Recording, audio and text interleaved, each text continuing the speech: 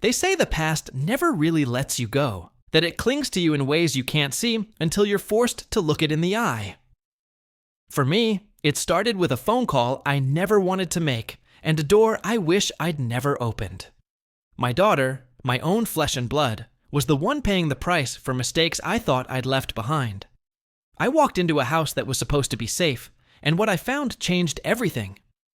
I saw the truth of my family, the ugly, festering heart of it, and I realized that silence was no longer an option.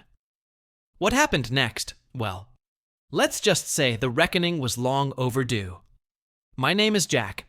I grew up in a small town in upstate New York, the kind of place where everyone knows your business and family secrets are passed around like heirlooms.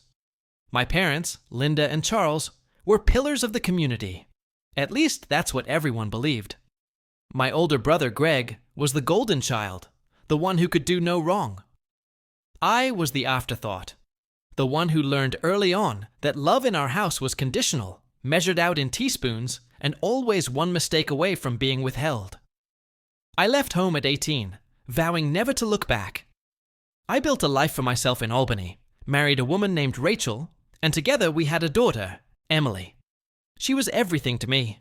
Bright, sensitive, a little shy, but with a laugh that could light up a room. After Rachel passed away in a car accident when Emily was 4, I was left to pick up the pieces. I did my best. I thought I was doing enough. But life has a way of circling back. When Emily turned 6, my parents started calling more often. "Let her come stay for a weekend," my mother would say, her tone syrupy sweet. "It'll give you a break." I was exhausted, grieving, and the idea of a few days to myself sounded like a lifeline. So I agreed. That was my first mistake. The visits became regular. Every other month, I'd drive Emily up to my parents' house in Maplewood, a tidy colonial with a white picket fence and a lawn my father mowed every Saturday. Greg lived 2 streets over with his wife, Susan, and their twin boys, Tyler and Mason. The boys were a year older than Emily, loud and rambunctious, always roughhousing and getting into trouble. Greg was a regional manager for a tech company, Susan a part-time real estate agent. Their lives looked perfect from the outside. It was during one of those weekends that I started noticing changes in Emily. She grew quieter, flinched at sudden noises, and started biting her nails until they bled. When I asked her what was wrong, she'd just shake her head and whisper, "Nothing, Daddy." I wanted to believe her. I needed to believe her. But the truth has a way of surfacing. One Friday in early October, I left work early, telling my boss I had a migraine. I drove the 3 hours to Maplewood, my stomach in knots the entire way. I didn't call ahead. I wanted to surprise Emily, maybe take her out for ice cream before dinner. I let myself in with the spare key my mother insisted I keep. The house was quiet, except for the faint sound of water running in the kitchen. As I walked down the hallway, I heard my mother's voice, sharp and cold. "Scrub harder, Emily. You missed a spot. Are you really this useless?" My father's voice followed, low and dismissive. "She's not like Greg's boys. They know how to help." I stopped in the doorway. Emily stood on a stool at the sink, her tiny hands red and raw as she scrubbed a plate. Tyler and Mason lounged at the kitchen table, snickering and sipping juice boxes. Greg scrolled through his phone, barely glancing up. Susan was nowhere to be seen. I felt something inside me snap. I wanted to scream, to tear the house apart. Instead, I walked into the kitchen and said, "That's enough." Everyone froze. My mother turned, her face a mask of annoyance. "Jack, you're early. We're just teaching Emily some responsibility." My father grunted. "Kids these days need discipline." Emily looked up at me, her eyes wide and wet, but she didn't cry. She'd already learned that crying in this house got her nothing but scorn. I didn't argue. I didn't shout. I took Emily's hand and led her out to the car. As I buckled her in, she whispered, "I'm sorry, Daddy. I tried to do it right." I hugged her tight, my heart breaking. "You didn't do anything wrong, sweetheart. Not a thing." We drove back to Albany in silence. That night, after Emily fell asleep, I sat at the kitchen table and stared at the stack of bills in front of me. For the past 4 years, I'd been quietly covering my parents' mortgage. After my father's heart attack, they'd fallen behind, and Greg's business had taken a hit. I stepped in, telling myself it was temporary. That family helped family, but they never paid me back.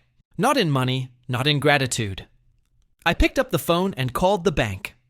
"I'd like to cancel the automatic payments on the mortgage for 14 Willow Lane," I said. The woman on the other end sounded surprised. "Are you sure, Mr. Harper?" "I'm sure."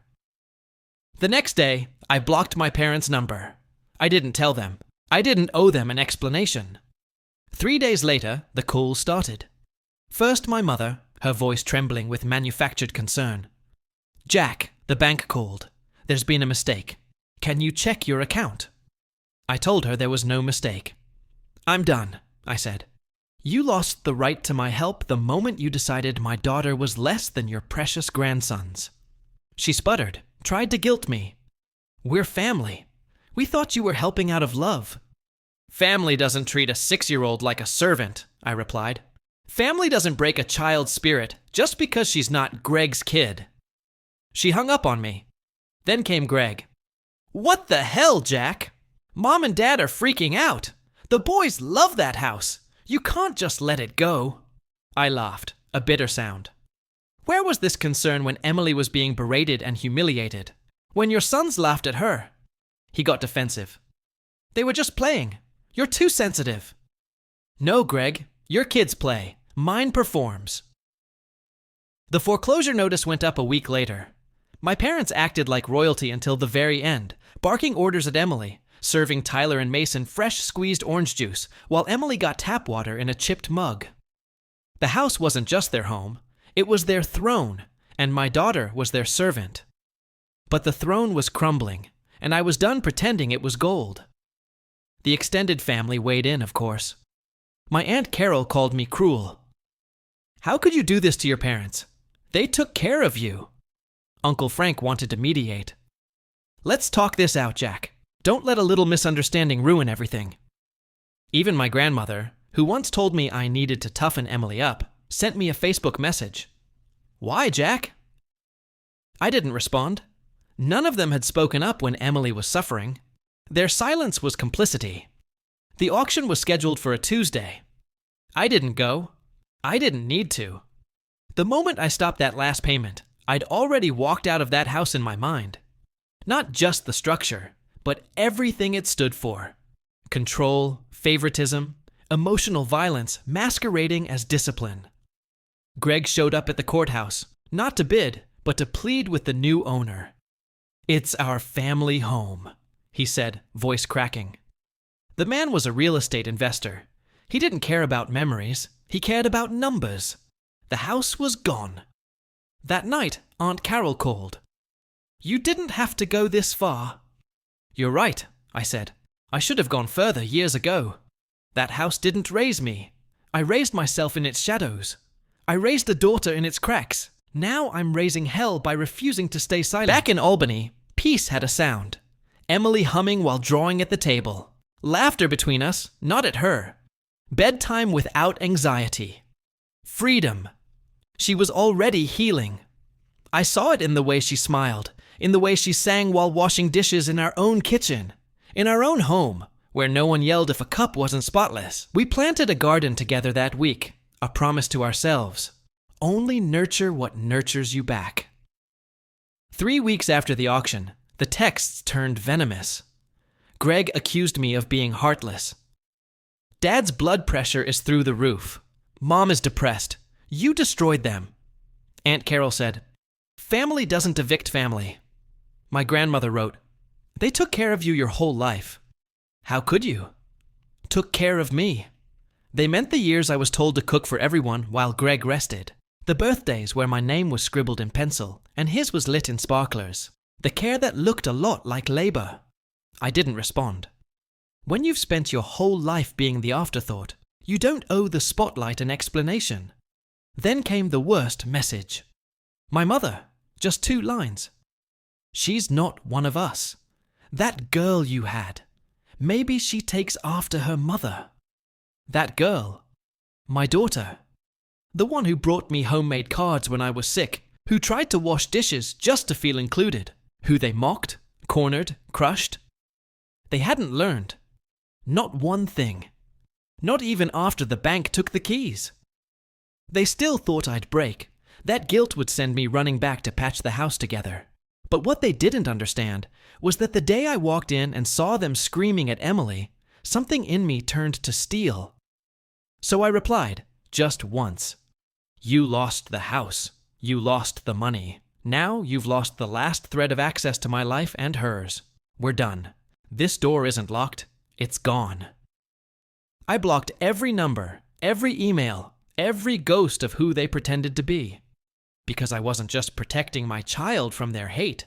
I was teaching her something sacred, that love is not what people say when eyes are watching. It's what they do when no one is. And what they did was unforgivable. So I didn't burn a bridge. I erased the map. They didn't show up to Emily's birthday. Not with gifts, not with fake smiles, not with more lessons wrapped in sugar-coated cruelty. For the first time, Emily didn't ask where they were. She just smiled, wide and real, and blew out her candles in a house full of love, not judgment. She opened presents wrapped in kindness, not conditions. We invited her real family, our neighbors, her favorite teacher, my best friend from college, who never once made her feel small. When I tucked her into bed that night, she whispered, "Daddy, this was the best birthday ever." No one yelled. I kissed her forehead, held her a little longer than usual, and thought, this is what a home should feel like. Meanwhile, back in Maplewood, Greg was couch surfing. My parents were forced into a modest apartment outside the city. Word got around. The perfect family story didn't hold up under scrutiny. Turns out, when your foundation is built on favoritism and silence, the collapse is public and permanent. One cousin messaged me privately. I saw what happened. I wish I'd spoken up sooner. I saw how they treated you and Emily. I thanked her, but told her we were done looking backward. Some families aren't lost to tragedy. They're peeled away by truth, layer by layer, until you're standing in the light and realize you were never the broken one. You were the witness, the survivor, the seed they tried to bury, not knowing you were a storm. Now I wasn't just living, I was leading. Emily slept in peace, and I sat outside, a glass of wine in hand, finally breathing in a life where I didn't have to apologize for choosing her over all of them. 2 months later, they tried to rewrite the story. Word spread that I had overreacted, that I'd lost it, that I stole their house out of spite. Greg told anyone who'd listen that I was unstable, that the bank had tricked me, that I'd ruined everything because I was jealous. Jealous of what? Of being screamed at? Of having my daughter called useless while theirs lounged like royalty? They never mentioned why I stopped paying. They left out the part where my child was humiliated by adults too emotionally lazy to parent with compassion. They didn't say a word about the trauma they brewed like it was family tradition. I said nothing. The truth doesn't need defending. It stands on its own when you're finally standing beside it. Instead, I focused forward. I enrolled Emily in a private school that prioritized emotional intelligence. We traveled, something I'd always put off because I was too busy saving everyone else from their consequences. Now we were collecting joy the way I used to collect reasons to stay silent. I started a foundation, quietly, called Second Sunrise, dedicated to kids dismissed and devalued by the people meant to protect them. Every donation went toward therapy grants, mentorship, art supplies, and after-school safe spaces. No press, no spotlight, just action. Sometimes the best revenge is replacing what broke you with something that heals others. I still get texts from distant family. Come home. They miss you. Let the past go. But when they say home, they mean the house I saved and then took away. When they say miss, they mean they miss the version of me who didn't speak up. And when they say let it go, they mean bury it like we always do. But I'm not a shovel.